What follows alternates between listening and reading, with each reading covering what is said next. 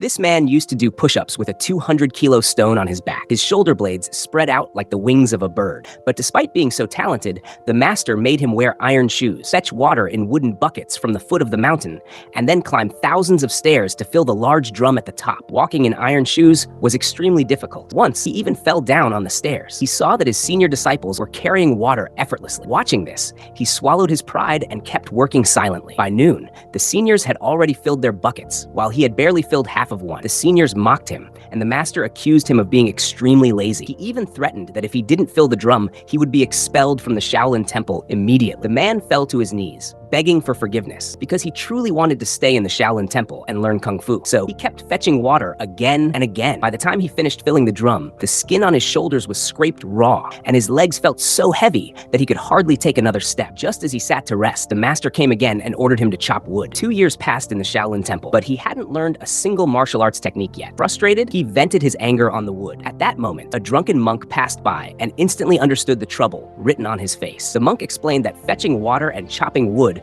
were the basic Shaolin training that strengthened both arms and legs. Hearing this, the man suddenly understood and knelt before the monk, begging to become his student. The drunk monk laughed and said he didn't actually know martial arts, but even though he was a drunkard, his inner strength was incredible. The man was impressed by the monk's drunken Kung Fu technique. The next day, he tried to imitate the monk's drunken style, but failed miserably. The monk corrected him, demonstrating the real way near the stairs. The man copied again, but stumbled and fell. Suddenly, he noticed 2 monks going toward the mountain slope. Curious, he secretly followed them and found an old man in a cave. The 2 monks offered him food, but the old man refused to take it. After they left, the man picked up the buns, cleaned them, and offered them to the old man. Again, the old man refused. So the man ate a little bit himself and then offered it again. This time, the old man accepted it and told him to bring wine next time. The next day, the man secretly brought wine and gave it to him. The old man revealed that he was practicing the lion's roar technique to break free from his chains. Then he asked the young man, "Do you know Kung Fu?" The man replied, "I've been in Shaolin for 2 years, every day, but all I've done is chop wood and carry water." The old man got angry and said, "In Shaolin,